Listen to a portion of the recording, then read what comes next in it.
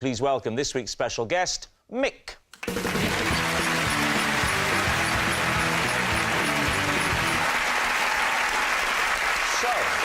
Kelly, what is Mick to you? Well, this is Mick, and I have a photo of him in my car to stop me getting road rage. Right. Joe, how do you know Mick? This is Mick, and when we were bell ringing together in church, he was responsible for me being hoisted 20 foot up in the air. And Lee, what's your relationship with Mick? This is Mick. His surname is Partridge, and I once had to rescue him when he was stuck up a pear tree. So, there we have it. David, where do you want to start? OK. Can you do me a favour? Can you start with these two, because I might need a while. Kelly, why have you got a photo of Mick to avoid road rage? How does that help? Mick's known me for a long, long time. So he used to have to calm me down quite a lot on the track, and then he used to come and watch some of the races, because obviously when you're a young kid, you get your family members and friends and things to come. And so, because Mick used to always make me smile when I was stressed, he gave me this one photo. And what is he doing in the photo? Smiling. Is he wearing anything, or...? Well, luckily, it's just a headshot. Do you ever get road rage, Ruth? Is that something that affects you? I do get annoyed, but I don't show any anger or rage. I tend to just smile or blow a kiss or wave at them in an annoying fashion. In an ironic... ironic man. Yeah, David, I would imagine you're an absolute brute at the wheel. I am not legally allowed to drive a car. Oh. Does that mean you drive a car illegally? No, I haven't... what's the expression? Passed your test? Yeah, that's it. Passed yeah, your yeah. test. Oh. But have you ever had lessons? Oh, yeah. Ineffective in terms of engendering in my brain the knowledge of how to drive. How many lessons did you have? Up to 45,000. OK. Who would you like to quiz next? So, Joe, bell ringing. Yeah. Are you a keen bell ringer? Not anymore. Were you a keen bell ringer? I was never really that keen on it, if I'm honest. Have you ever been bell ringing? I have been bell ringing. Where was it and why did you give it a go? It was in a church, David. Yeah. What was the church called? I can't remember, actually. Saint Somethings. No, that narrows it down. Yeah. Can you remember where it was? Yeah, it was in a village in Kent. OK, that's plausible. If she'd said North Korea, we could have questioned it. What was the scene? Well, picture the scene for us. Well, what happened was I had been to church a few times. I didn't like it. So when was this? What age were you? About 12. Right.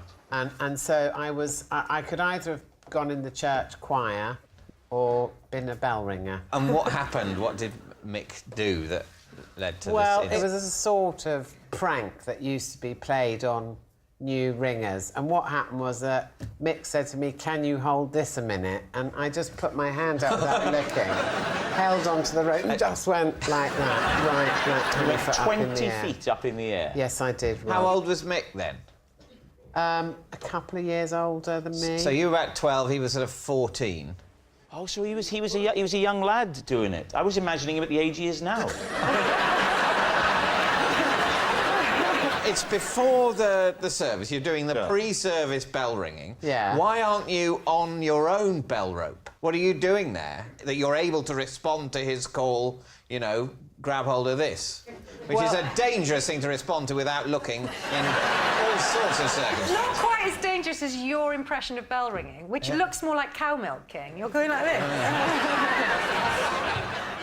Sorry, I'm no sort of mime, but what is it more like that? Is that more like it? Happy Christmas! You have to get it from one position to another position, and while you're doing that, that's when it's dangerous. And how do you do that? Is that using the rope, sort of, you yank it along with the rope? You have to pull the rope in a particular way. Well, you it'd be a nice demonstrate? chance for you to demonstrate how you pull it. Well, when you're actually ringing a bell properly, you start by putting your hand up and getting the end of the bell rope, which is about that far above your head. You pull that down and you catch the fluffy bit, and then you pull that down with both hands, then you let go one hand and let it go right up, so it's like that. So that's ringing a bell. In order to get the bell in the right position, you pull it like this. And as you pull it... That's why he married me. Now, what about Lee and his claim? Yeah, no, that's not true. OK, what was he doing up the pear tree, Lee? He was rescuing a cat. No further questions. Where was the pear tree? Next to the cat. The pear tree was in the grounds of a pub. OK, and this was like in the beer garden. We were having drinks outside in the beer garden. Yeah. We had a bit too many. We went back inside. It got dark, got late, and then we were staying in a local hotel. Everyone was going out to get the taxis home, and that's when I heard a scream. Help! What a pear tree! And, I thought, what? I remember saying, hark. Did you know Mick? Was he one of your friends who'd gone to Mick, the pub? it turns out, I never met him before in my life. Mick, it turns out, was the landlord of the pub. Right. Right. And which answers the question why we weren't getting served, but we'll forget that for a minute. Yeah. How big a tree was it, Lee, and how high was Mick? The pear tree was quite high, I would say. Using Mick as a measurement of 1, I would say it was about 5 Micks. How did you actually rescue him? So I shouted up, "What are you doing up there, mate?" And he said, well, this is what I heard at the time. Hey, came up to her. I said, "You'd have to shout, mate. You're 5 Micks up." He's right in the top. It's a 5 Mick tree, and he's right at the top. Yeah, but I was thinking he'd be about 3.5 Micks. Yeah. Well, to be fair, though, it was sort of lying on the branch, so his head was only 4 Micks and a bit high. Right. And he said, "Well, go and get help." So I said, "Well, have you got any ladders?" He said, "Yes." And I said, "Right, well, good luck," and off I went. But how had he got up there? How did he manage to get up there in the first place? How did he manage? Well, he clambered up. So the cat was, it turns out, was at the top of the tree, right at the top. I'm talking 5.5 Micks because there was a thin branch at the top. So he's basically... A pear tree is full of... That's the word. For a very brief period of the year. Yes. Yes, Is he up there? Well, would you believe that this cat was partial to a pear? So it wouldn't have happened any other time. He says he's always like this, his country bloke. Always like this, he is. But he wouldn't go for a near pear. Not Or one of the many that drop on the floor. Not one that had fallen. David, it was the last pear. He'd eaten the others. So it wasn't full of pears. There was only one pear It was full at of the top, no. like an angel. He was full of pears when he started climbing. He'd been up there for 2.5 seasons. So off I went and got the ladder, clambered up the first bit of the ladder, and I just sort of helped Mick down onto the ladder, and we became lovers. So no questions. All right, well, we need an answer. So David's team is Mick, Kelly's calming companion, Joe's bell-ringing buddy, or Lee's partridge in a pear tree? I think it's Joe that's telling the truth. Do you know why? Because of a rope action. You think it's Joe? Yeah, and I don't know what it would take to calm you down, Dame Kelly. I don't think Mick is the answer, though. He looks calm now. You want to see him on the top of a pear tree gripping a cat.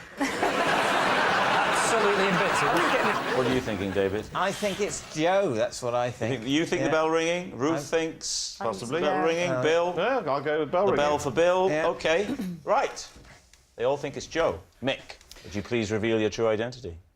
My name is Mick, and I was responsible for Joe being hoisted 20 feet off of the ground. Yes, Mick is Joe's bell-ringing buddy. Thank you very much, Mick. Thank you. Please welcome this week's special guest, Mick.